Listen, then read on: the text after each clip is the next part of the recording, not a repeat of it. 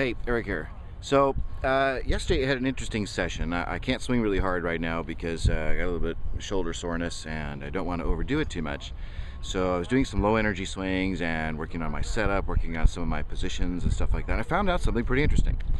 What I found out was I know in my particular swing that I have a tendency to aim with my hips just a little bit to the left.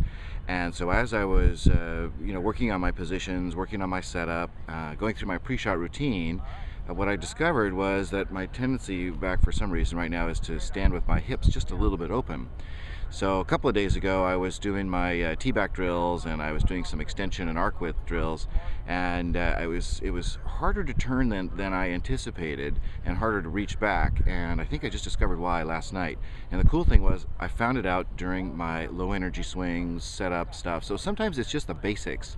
When you go back and check and really work on your basics is where you really discover some things. So rather than change my swing, all I had to do was change my setup.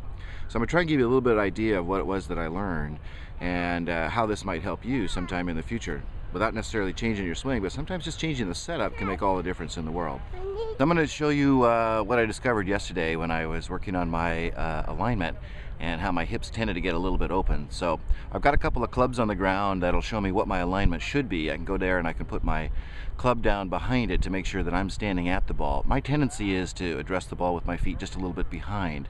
And as a result of that, my hips wind up at address aim just a little bit to the left. So what I worked on yesterday in my low energy swings and my setup was making sure that my whole body was square as I got started. So I'm going to show you kind of what that looks like.